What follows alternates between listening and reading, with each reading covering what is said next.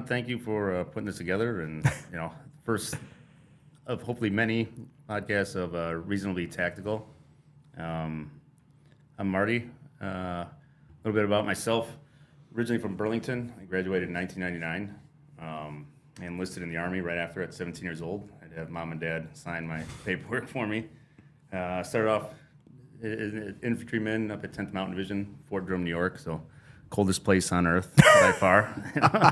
And I was up there until 2005. I did Kosovo and the Iraq invasion there. And then I volunteered again and went on to Special Forces and went to 3rd Special Forces Group. Did 2 trips to Afghanistan and answered another calling and decided to go with Special Missions Unit route. And that's where I started working by myself. And that's where, personal security really became important because you don't have a team to fall back on. You're out there by yourself. And I did that till 2016, where I did 7 more trips to Iraq, most of which were by myself. And that's where, like you said, personal security, but the focus turned on, rather than trying to attack somebody, but more identifying a threat, getting away from a threat. Right. Those are all things, obviously, we're going to talk about. Oh, yeah. So a little bit about me. My name's John, Krav Maga instructor, been a pistol shooter since the age of 18, always been around firearms, safe handling and all that stuff.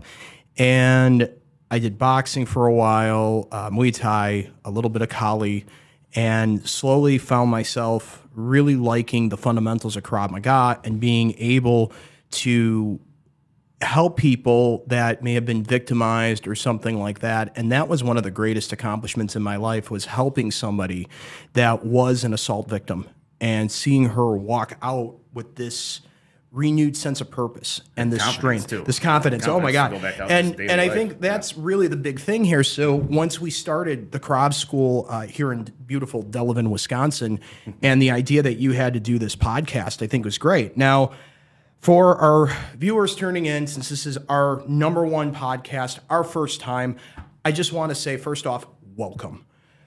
I'm very honored to present this to you. I don't claim to be an expert. I like to believe myself as tactically curious, meaning I don't have any of the badass credentials that Marty has, but we're all, safety is a part of all of us. And we could learn from him. He could learn from me. I could learn from you at home. I mean, the idea behind this whole podcast is to raise awareness for personal security, personal safety, that you're your own best advocate for everything. And it's funny, Marty, I've said the same thing with regards to health. I had cancer, thyroid cancer, full thyroidectomy. And the biggest mistake I made with that was trusting, blindly trusting.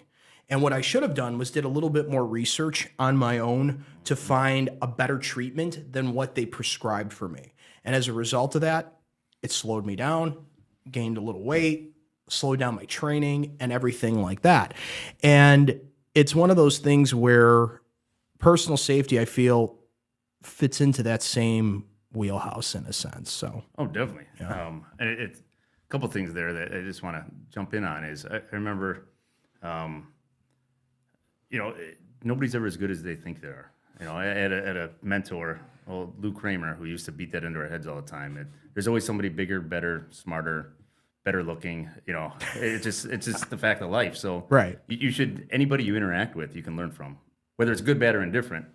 Like there's always something you pick up on. Hey, that's a good technique that I can use, or hey, that technique doesn't work. Now that I know that, I'll never use that again. And if people go in with that mindset, sky's the limit. They'll right. constantly be learning, constantly improving. Right, and that you said it right there. So that's one of the things that I want to break the stigma with people that we're not experts at all. Yeah. Well, we might be, but we don't claim to be. That's one of the things I like to point out to people is that we want this to be as approachable as possible for everybody. Who am I to tell you that, it's got to be this way or no way? And it goes back to something that we talked about ourselves with FUDs at the range. Yeah. People get emotionally attached to what they do at the range, especially what they buy. and the whole SIG Glock thing.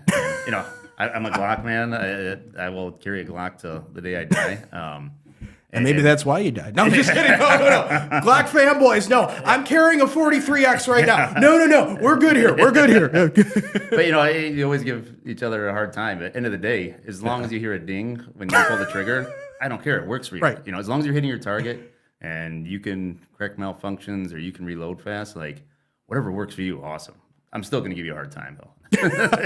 Okay, so let's talk about that real quick. I know we're switching gears here, but it all ties in with the realm of fully encompassing personal protection, because that's really what this podcast is about, is having Glock guys and SIG fanboys and, the Canic guys that laugh at all of us from behind the scenes going, it's better made in Turkey. The thing is that, where I'm going with this is I know you've had experience as a competitive shooter as well as your service training as well.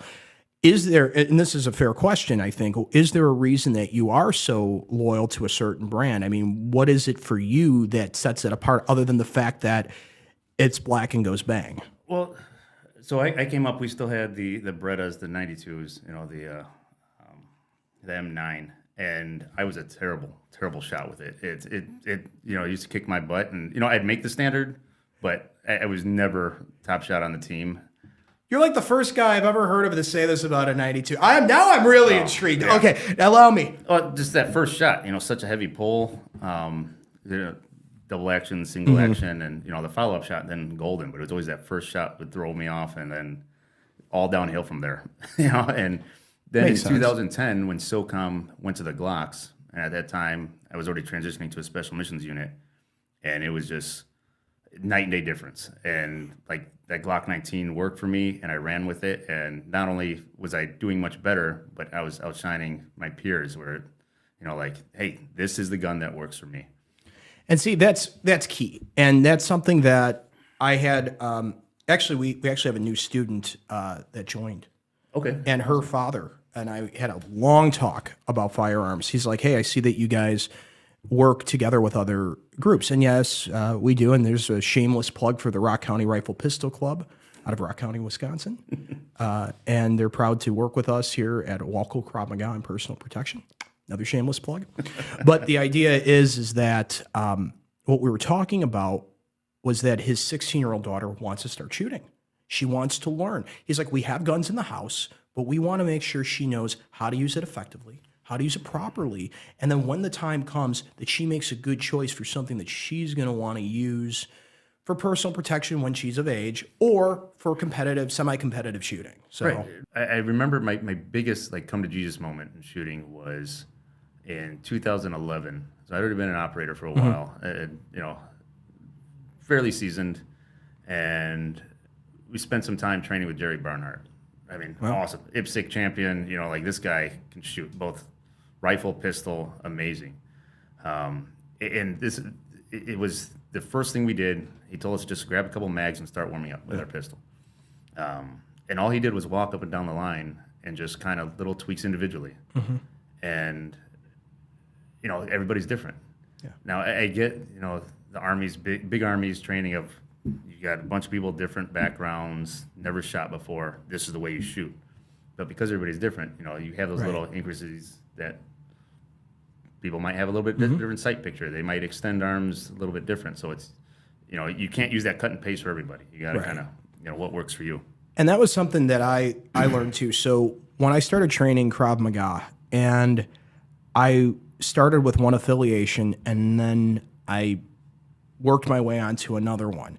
And what I like about the affiliation that we're with is that they do a nice job working with military guys like yourself, getting feedback of what's taking place in the real world, law enforcement officers, what they're seeing. And here's the thing, when they started offering pistol training, they actually reached out to he's now retired, but he was the head trainer for the Federal Air Marshal Service. Okay. Yeah. So you know how they are, and we joke. It's amazing you bring that up because it's well, here let me go back to the CCW please. part. Go. So talking about CCWs and the rules behind it, and I had my CCW for years, and the only time I ever carried was I was on a road trip. crossing the country Yeah. and just stopping at truck stops or stop at a rest stop to get some sleep. What were you doing at truck stops there, Marty? Is gotta- this a whole other show that we got to have here? No Marty's shit, there I truck was. stop Yeah, exactly. review. I had an amazing mustache at the time. Yeah. But just personal protection on the road because you never know. And I like to drive at night, so Yeah. things do happen, unfortunately. But I didn't actually start carrying regularly till I decided to get in law enforcement. I retired at 38 years old from the Army after 21 years. Did some contracting and wanted to give back to my local community. And when I went through the academy, at first it was humorous what was being taught, and then it became scary. Yeah. They are just so far behind the times. I'd say easily 15 years behind the times. Just techniques being taught. And also, there's a huge cultural issue within law enforcement. The mindset, they tout from day one, they're a paramilitary organization. They're going to teach guys to be gunfighters, but they don't. 5 days of pistol shooting doesn't make you proficient, let alone if they're teaching bad techniques. Right. And especially in the area we live in, law enforcement can't blame the defund the police movement or anything like that. Like, this county has huge support for law enforcement. Oh, yeah. And don't get me wrong, there's some amazing people in law enforcement. The issue comes with leadership. They have real weak leadership that are set in their ways, that default to their good old boy network of this is how we've always done things, and if you bring anything new, it's a personal attack. Rather than actually trying it and see, all right, this does work better. This, like you said earlier, there's no set way, but there's better ways. Right. And it was scary going through and seeing what happened, and then talking to people as they went out, after graduation, went back to their departments, and it comes back to leadership again. Is you have a huge level of complacency, you have a sense of entitlement, and it's a detriment to the community. And I think if most people knew, like, this is why it's taking 45 minutes for them to respond to a crash. Right. Or I had last week, I was working and there was a call actually to one of my neighbor's house. His alarm was going off, and it took the police 17 minutes to get there from the police department, it's a 5-minute drive, going the speed limit from my house. Well, right. So if you don't mind me interrupting you there, so 17-minute response time. What, without outing anyone, what really is the driving factor behind such a long, ridiculously long response time for something like I'd that? say 3 things. You have complacency of, well, nothing ever happens here. Mm-hmm. So it's probably a false alarm. Right. You have a laziness of, well, I'm eating my lunch right now. Let me finish, then I'll go. And then you have leadership that doesn't hold people accountable. Right. And that's the problem. And it's not something that's just to this area. Right. St. Patty's Day, I was down in North Carolina for work, and me and my boss ran into Pat McNamara out having a drink, and talking about, I was in law enforcement, and thanking him for all his podcasts he does, and because there's great stuff out there. Which, by the way, Pat, if you want to come on and help us, go on. But he was almost able to finish my stories. Just his training of law enforcement organizations, a lot of similar things, and then 2 weekends ago, a buddy of mine, another guy from Delta, was up here visiting. He had the same experiences as well. So it's not a one department thing. It is a law enforcement cultural thing of, hey guys, we need to wake up. There's things can happen, and if you don't train for it, you don't get better at it. Then we have major incidents where guys aren't ready. Right. And it's interesting you say that too, because talking with the law enforcement guys that I train and teach Krav alongside, one of the things that they were telling me was going back to COVID, that a lot changed for them because stuff got very real very quickly, that the scenarios they were prepping for, they weren't prepared for. Right. And that was something that they said, well, what's the point of having preparedness training if we're not going to do anything with it? Well, and that's a huge issue with the law enforcement academy here. And the instructors will immediately throw in your face that, well, our hands are tied by the state board and the standard they put out. Okay. I retired out of the schoolhouse after the Special Warfare Center down at Bragg, and trust me, our oversight is much more rigid. But we did annual, reviews where our instructors took down notes, and we got guys coming back from overseas, latest and greatest, so we could go back and update stuff. Sure. The same thing needs to happen here. When I went through, we had the newest classes they showed were written in 2014. So in 7 years, think of how much had changed law enforcement wise and case law wise, but that's what they're still teaching. And the scenarios, like you were saying, they were showing you what to think, not how to think. So it was a very checklist. They were making sure you checked the blocks on what you did versus, hey, you might look at this from a different lens and be able to completely de-escalate the situation without having to go hands-on. But they want to check their blocks, and then it goes back to, that's why we have these major issues where you have, we see it all the time, where you have these law enforcement involved shootings where they shoot 20 times and hit the guy twice. Yeah. Because they're not training enough. They get scared. It's a once-in-a-lifetime extremist situation, and they panic, and you just start pulling the trigger until it goes click, and you've emptied an entire magazine. Right. Well, and it's funny you say that, because going back to the training with the guys from the Federal Air Marshal Service and what our affiliate put together for a lot of the students, he told us, and this was scary, after an 8-hour training, he says, congratulations. He goes, you guys have probably fired more rounds and have better practice than most law enforcement agencies in the country get in a year. Yeah. And it's true. Because usually it's the check the block, your annual qualification. Here's your 40 rounds, 30 rounds, whatever. Shoot. All right, you're done. Good. Yeah. And a lot of them are just waving them through too. They're not. We know that they're they're being buddies. Oh, okay, fine. You had a bad day. It's fine. Your mom made you too much lasagna the night before. That's fine. There's nothing. Yeah, exactly. Thing is, it's too much lasagna. Like, come on. Tell that to somebody who's got like a glucose intolerance. Because I'm pretty sure it's just one bite, it's gonna kill them. True. But to your point though, I mean, okay, so people get complacent real fast about a lot of stuff. Yep. And this goes back to the same thing even with the private citizen protecting themselves, is that train. You have to stay active. You want to train jits, you want to train Krav, you have to do it. You want to do Aikido, you got to keep training. You don't just say, great, I'm coming in the door, I got my belt, have a nice day. And that's a big problem, is that a lot of people think it's a one and done.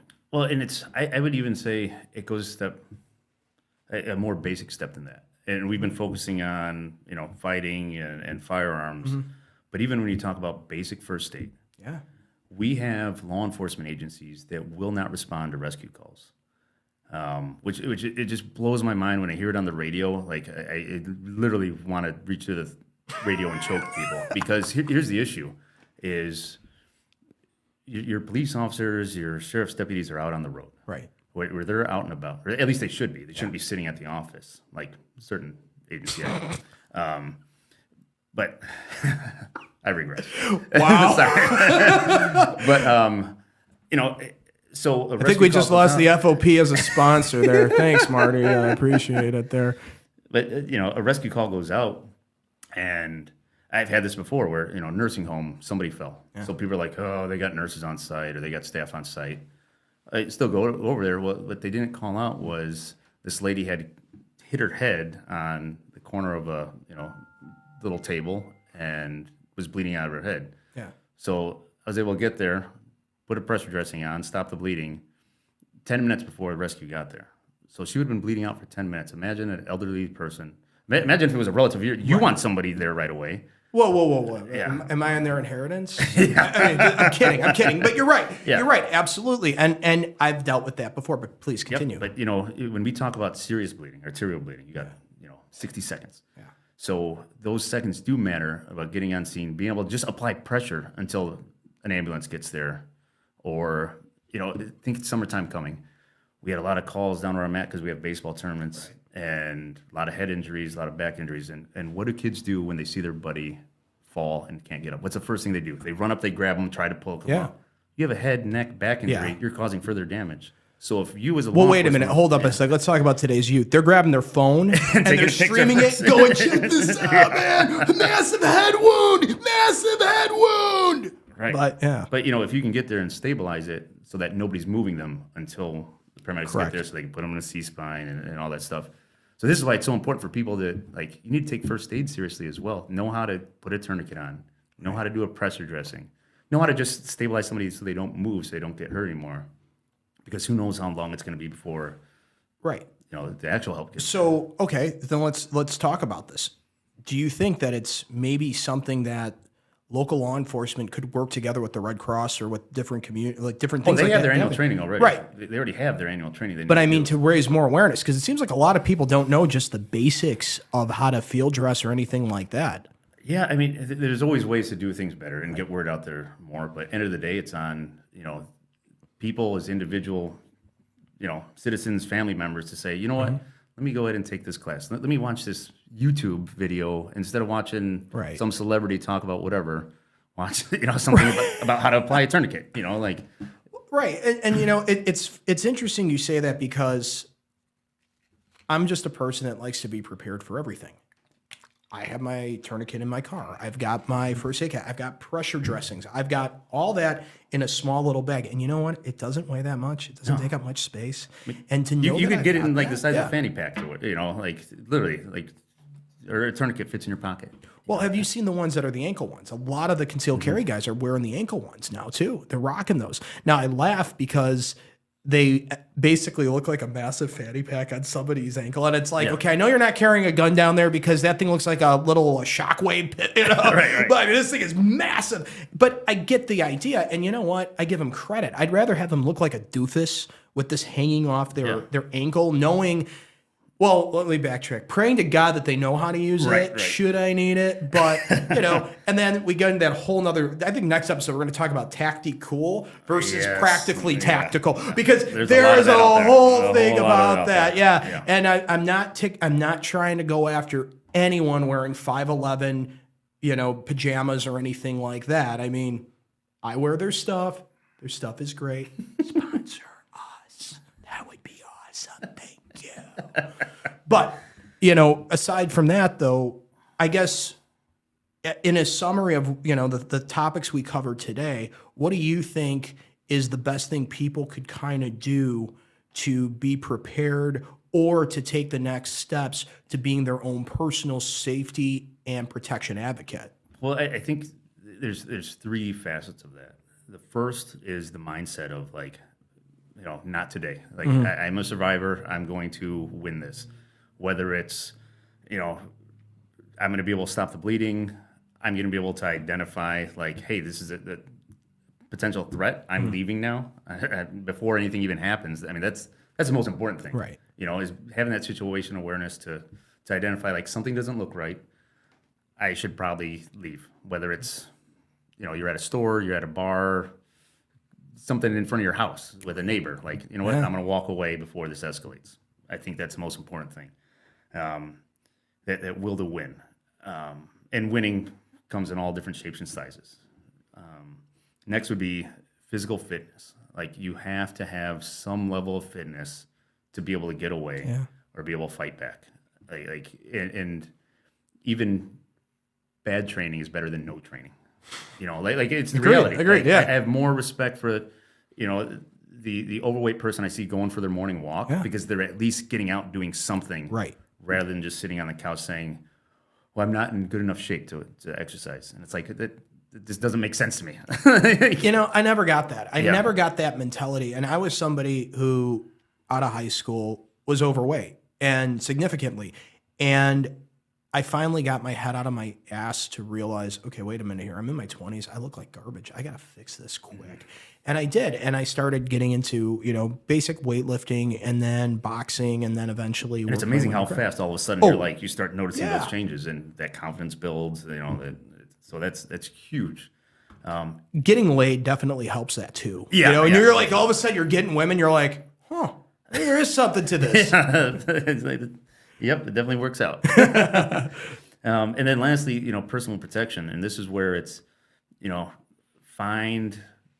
to the different gyms. I have personal preferences, which we'll dive into future shows. But, once again, any training is better than no training. Right. So find a local fight gym, start go do the, most places have a free week, a free lesson. Go check it out, see what works for you. Same thing with firearms. Yeah. You know, call a friend. Hey, can you take me to the range? Show me how to shoot. Make sure your friend's not completely incompetent, but you know, I guess. Right.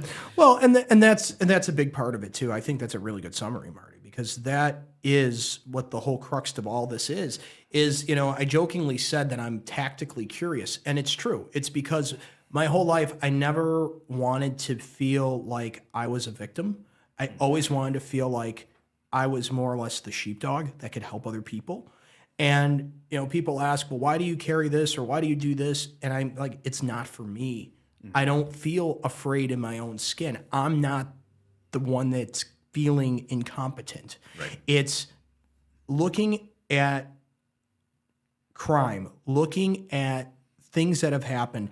I was always that guy watching the movie, looking at the hero going, okay, thank you for doing something, because nobody in this room is competent. Like every action film of the 80s and 90s, you see this, oh, you're like, punch the guy. Yeah, do something. You know, do something. Right. You know, we think about all the slasher movies, and it's like, you know, you sit there and you go, man, 44 Magnum would have taken out that guy real quick, you know. But instead Texas they always run Chainsaw upstairs. Oh, let's run upstairs in the room with knives. Let's go, you know. Yeah, exactly. So, but I mean, you're right, Marty. And that's something that I'd like to impart upon the viewers too, is that, guys, hey, we don't claim to know everything, but we're on a journey to learn as well. Mm-hmm. And the thing is that somebody with a background like Marty, who is still willing to train, still willing to learn, still willing to better himself, that's key. That's big. That's what this that we do here is all about. Exactly. And hey,